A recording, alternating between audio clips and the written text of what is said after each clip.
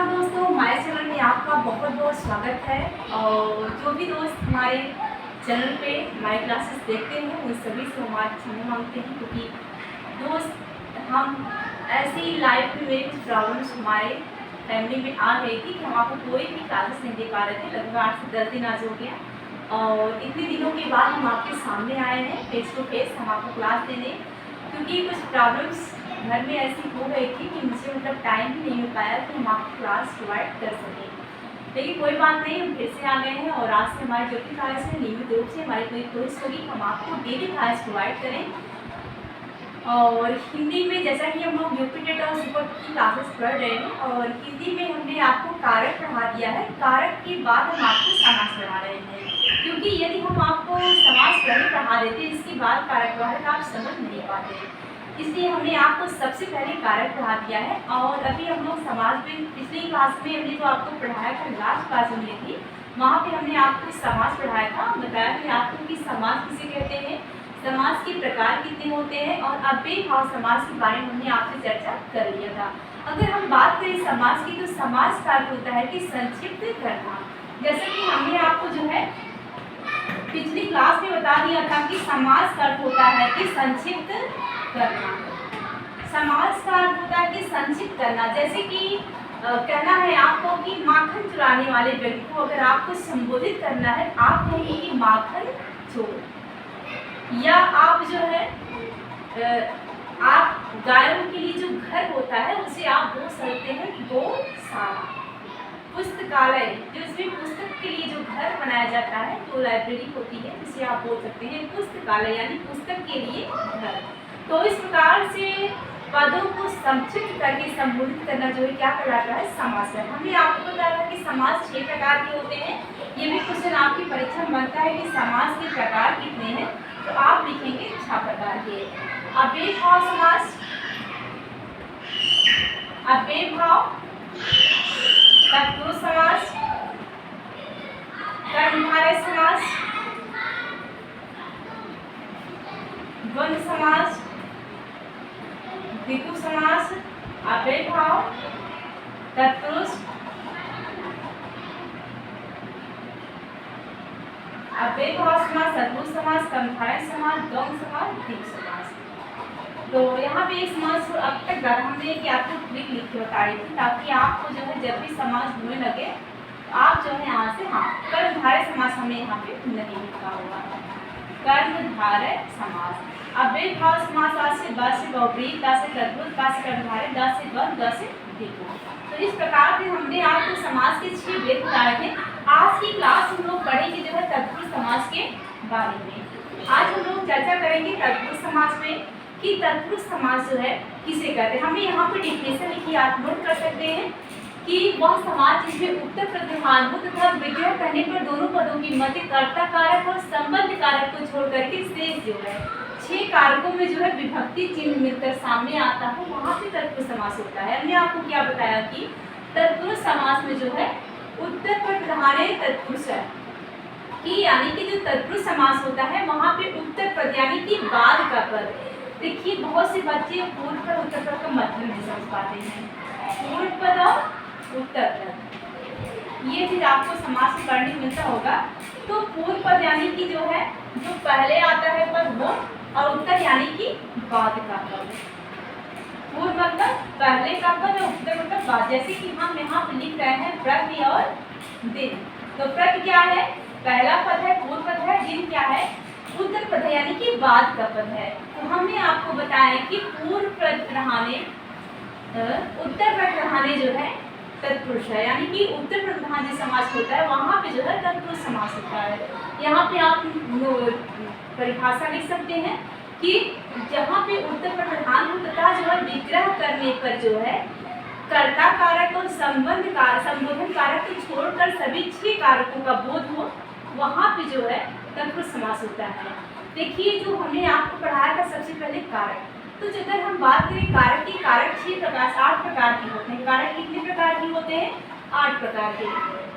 कर्ता कर्म करण संबोधन, कर्ता कारक, कर्म कारक, गण कारक, संप्रदान कारक, अपर अपादान कारक, संबंध कारक, अध्ययन और संबोधन। तो यहाँ पे हमने जो परिभाषा लिखा है, हमने लिखा है कि कर्ता और संबंध को छोड़कर, यानी कि इन दो कारकों को छोड़कर के शेष जो 6 कारक बच गए हैं, इन्हें जो है इन 6 कारकों में विभक्ति चिन्ह लगाने पर जो सामने निकल करके आता है वहाँ पे जो है तत्पुरुष समास होता है। आइए जो है हमने यहाँ पे लिखा है तत्पुरुष समास के भेद। तो तत्पुरुष समास के अगर भेद की बात करें तो 6 भेद होते हैं। कितने भेद होते हैं? 6 भेद होते हैं। पहला है कर्म तत्पुरुष, दूसरा है करण तत्पुरुष, यहाँ पर हमने ऐसे थोड़ा सा लिख दिया था, करण तत्पुरुष, संप्रदान तत्पुरुष, अपादान तत्पुरुष, इसके बाद है संबंध तत्पुरुष और अधिकरण तत्पुरुष। ये जो है तत्पुरुष समास के जो है 6 भेद बताए गए हैं, क्योंकि जो है जो संबंध और कर्ता कारक है इसे इनमें नहीं लिया जाता है। वैसे तो जो तत्पुरुष समास होता है कारक चिन्हों से ही जो है अलग होता है। यदि आपने कारक समझ लिया है तो आप तत्पुरुष समास को आराम से पहचान सकते हैं। सबसे पहले आप कारक, यदि आपने नहीं समझा है, हमने कारक की जो क्लास आपको दी है, आप जो है कारक जाके वहाँ पर देखिएगा, इसके बाद जो है पढ़ लीजिएगा, फिर आप जो है समास पढ़िएगा, क्योंकि जो तत्पुरुष समास है पूरा कारकों कारक चिन्हों पर ही निर्धारित है। तो सबसे पहले आप कारक वाली क्लास देख लीजिएगा, फिर आप जो है समास पढ़िएगा। तो ये रहेगा तत्पुरुष समास की परिभाषा। आइए हम एग्जाम्पल दे देते हैं, कुछ एग्जाम्पल जिससे आपका जो है डाउट क्लियर हो जाए कि तत्पुरुष समास को कैसे पहचान सकते हैं। हमने कुछ एग्जाम्पल लिख कर यहाँ पे नोट किया हुआ है। द्वितीया तत्पुरुष, आइए देखते हैं। द्वितीया तत्पुरुष, द्वितीया तत्पुरुष, यानी कि इसमें रहेगा कर्ता कारक। कौन सा कारक रहता है द्वितीया में? कर्ता। हम एग्जाम्पल लिखते हैं, आप नोट्स बना रहे हैं जरूर लिखिएगा। गगन चुंबी या गगन चुंबी, यानी कि गगन को चूमने वाला, गगन को चूमने वाला। देखिए जो कर्ता, यहाँ पर हमने कर्ता लिख दिया, सॉरी, यहाँ पे होगा कर्म कारक। कर्ता कारक का चिन्ह होता है ने और कर्म कारक का चिन्ह होता है को। कर्म कारक का चिन्ह क्या होता है? को होता है। तो गगन चुंबी यानी कि गगन को चूमने वाला। देखिए यहाँ पे आप समझ सकते हैं कि कौन सी विभक्ति का प्रयोग हुआ है। यहाँ पे द्वितीय विभक्ति है और यहाँ पे जो है कर्म तत्पुरुष है। कभी कभी परीक्षाओं में पूछ लिया जाता है कि यहाँ पे कौन सा तत्पुरुष है, पंचमी विभक्ति है, अपदान तत्पुरुष है कि संप्रदान तत्पुरुष है। ये चीज आपको कारक चिन्ह यदि आपने समझ लिया तो आप यहाँ से अलग कर सकते हैं। और एग्जाम्पल हम लेते हैं गगन भेदी, गगन भेदी। आप जब समास का जिक्र करेंगे तब आप समझ लेंगे कि यहाँ पे कौन सा तत्पुरुष है। गगन को भेदने वाला, गगन को भेदने वाला, यानी कि को चिन्ह से आप जो है समझ सकते हैं कि यहाँ पे कर्म तत्पुरुष है, कर्म कारक तत्पुरुष है और यहाँ पे द्वितीय विभक्ति है। कर्म यहाँ कारक नहीं लिखेंगे क्योंकि आप समास में कर्म तत्पुरुष। इसके बाद हम और एग्जाम्पल ले लेते हैं जो कि करण कारक से बनते हैं। करण तत्पुरुष से, करण तत्पुरुष के द्वारा, आइए करण तत्पुरुष, करण कारक हमने आपको जो पढ़ाया वहाँ पे हमने आपको बताया था कर्ता ने कर्म को करण से के द्वारा, से के द्वारा, इसका जो चिन्ह होता है से और के द्वारा होता है करण कारक का। तो करण तत्पुरुष में द्वितीय विभक्ति होगी, विभक्ति कौन सी होगी? द्वितीय विभक्ति होगी, द्वितीय विभक्ति होगी। आइए एग्जाम्पल देखते हैं। यहाँ पर हमने एग्जाम्पल लिखा है मन चाहा, मन चाहा से के द्वारा, यानी कि मन से चाहा, मन से चाहा। इसके बाद और भी एग्जाम्पल लेते हैं। तुलसी कृत, तुलसी कृत, तो तुलसीदास द्वारा रचित,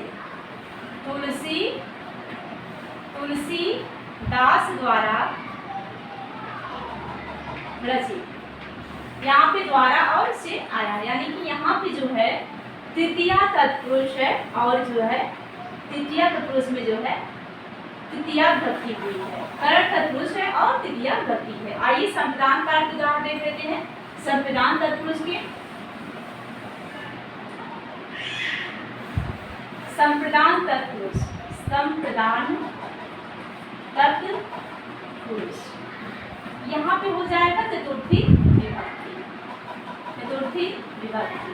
जो संप्रदान कर्ता ने कर्म को करण से के द्वारा संप्रदान के लिए, इसका चिन्ह क्या हो जाएगा? के लिए। कहीं कहीं पे को भी होता है। आइए एग्जाम्पल देखते हैं, जैसे कि रसोई घर। क्या है एग्जाम्पल?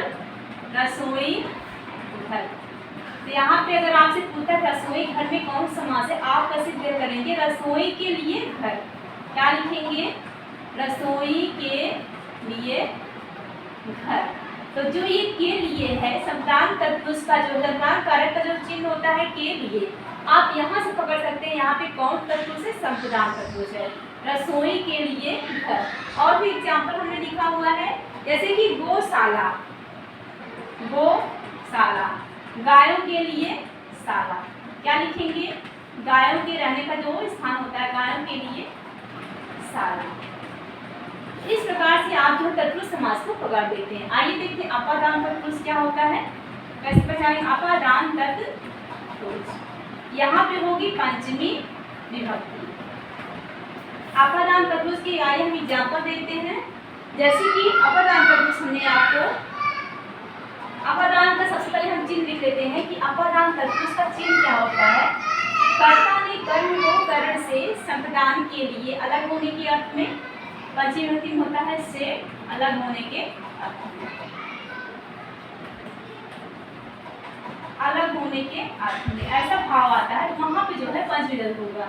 आइए उदाहरण देखते हैं, जैसे कि ऋण मुक्त, ऋण मुक्त, ऋण मुक्त, ऋण से मुक्त, ऋण से मुक्त। अब आप कहेंगे कि से यहाँ पे है और करण में पहचानेंगे कैसे? देखिए जो से करण में होता है वह उसी में रह जाता है, यानी कि उसी से संबंधित होता है, जबकि जो पंचमी विभक्ति में जो है से होता है वो उससे अलग होता है। जैसे ऋण से मुक्त, यानी कि वह ऋण से मुक्त हो गया, ऋण से मुक्त हो गया, यानी कि उससे वो अलग हो गया। यहाँ पे अलगाव की स्थिति पाई जाती है, वहाँ पे जो है अपादान तत्पुरुष और पंचमी विभक्ति होती है। और एग्जाम्पल देख लेते हैं, धनहीन। क्या लिखेंगे? धनहीन, यानी कि धन से हीन। क्या लिखेंगे? धन से हीन। आइए इसके बाद देखते हैं संबंध तत्पुरुष। क्या लिखेंगे? संबंध तत्पुरुष, संबंध तत्पुरुष, संबंध तत्पुरुष यानी कि षष्ठी विभक्ति। संबंध में कौन सी विभक्ति होती है? तो षष्ठी विभक्ति। इसीलिए हमने आपको सबसे पहले जो है कारक पढ़ाया था। इसका चिन्ह है का, के, की, रा, रे, री, ना, नी, किसी का जो है चिन्ह चलता है। आइए एग्जाम्पल देखते हैं कि राष्ट्राध्यक्ष, राष्ट्राध्यक्ष, राष्ट्राध्यक्ष, यानी कि राष्ट्र का अध्यक्ष। क्या होगा? राष्ट्र का अध्यक्ष। आप चिन्ह देख रहे होंगे, इसका चिन्ह क्या है? काके, की, रा, रे, री, ना, नी, जैसे चिन्ह चलता है, राष्ट्र का अध्यक्ष। कर्म, इसके बाद क्या है? राष्ट्रपति, राष्ट्रपति, यानी कि राष्ट्र का पति। इस तरह के एग्जाम्पल बहुत हो सकते हैं, लेकिन हम आपको बहुत ज़्यादा नहीं, बस कुछ इम्पोर्टेंट एग्जाम्पल करा रहे हैं ताकि आप बस समझ जाएं कि जो तत्पुरुष समास होता है उसे आप पहचानें कैसे। इसके बाद हम आपको बता रहे हैं कि अधिकरण तत्पुरुष, लास्ट है अधिकरण तत्पुरुष। यहाँ पे हो जाएगी सप्तमी विभक्ति, क्योंकि अधिकरण में जो है कौन सी विभक्ति होती है? तो सप्तमी विभक्ति होती है। अधिकरण का चिन्ह होता है में, पै, पर। क्या चिन्ह होता है? चिन्ह होता है में, पै और पर। आइए कुछ एग्जाम्पल देख लेते हैं। यहाँ हमने एग्जाम्पल लिखा है कि वनवास, वनवास, यानी कि वनवास, में पर, वन में वास, जो यानी कि रहने का स्थान होगा किसी भी व्यक्ति या जंतु जानवर का, वहाँ पे अधिकरण कारक और अधिकरण कारक भी जो है, अगर हम समास पढ़ रहे हैं तो सतमी तत्पुरुष समास होगा, और वहाँ पे जो है कारक पढ़ रहे हैं तो सतमी जो है विभक्ति और अधिकरण कारक होगा। आइए और एग्जाम्पल देखते हैं। हमने यहाँ पे कुछ एग्जाम्पल जो है आपके ये जो है लिखा है, जो कि आपके लिए नरोत्तम, क्या लिखेंगे आप? नरोत्तम, नरो में उत्तम, नरोत्तम लिख सकते हैं। और ग्रामवास लिख सकते हैं, ग्राम्यवास, ग्रामवास, ग्राम्यवास यानी ग्राम में जो रहता है। तो इस प्रकार से जो है आप जो है तत्पुरुष समास को पहचान सकते हैं। देखिए जो तत्पुरुष समास होता है ऐसे पूछ जाता है कि यहाँ पे कौन सा तत्पुरुष है। कभी कभी एग्जाम्पल दे देगा आपको, ऐसे ही आपको एग्जाम्पल दे दिया जैसे कि रसोई घर में कौन सा सामान, आप ही तत्पुरुष समास।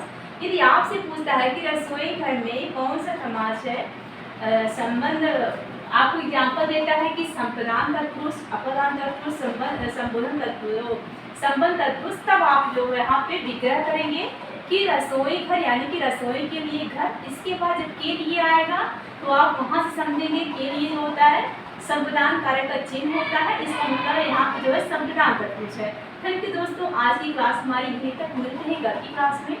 हमारी जो आज की क्लास है आपको कैसी लगी जरूर है। Thank you.